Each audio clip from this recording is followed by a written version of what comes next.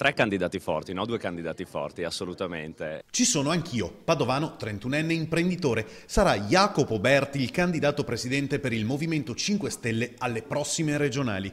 Sfiderà Luca Zaia e Alessandra Moretti. La battaglia si pronuncia dura, ma soprattutto per loro, perché questa è la prima volta che si scontrano contro dei cittadini che entrano in regione, che sanno quello che vogliono e soprattutto che sono puliti, che sanno cos'è la legalità, che sanno cos'è l'onestà. Primo con 466 preferenze, dietro di lui sul podio la veneziana Erika Baldin e il vicentino Rinaldo Verardo.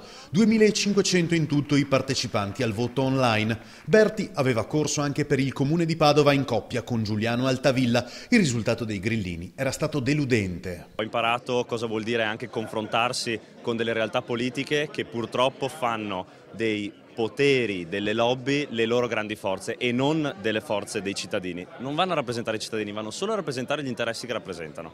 Il Movimento 5 Stelle in Veneto si presenta per la prima volta alle regionali. La vecchia politica, dice Berti, deve uscire dai palazzi. Noi dobbiamo andare a prendere tutte queste persone, queste sacche di potere e clientelismo che si sono create e andare ad azzerarle. Non possiamo più pensare che ci siano persone oggigiorno che combattono in strada contro Equitalia, contro le tasse, contro i problemi di ogni piccolo imprenditore, di ogni lavoratore e che ci siano persone che spesso si stanno stracciando le vesti perché rischiano di perdere il vitalizio. Ma dove stiamo andando a finire?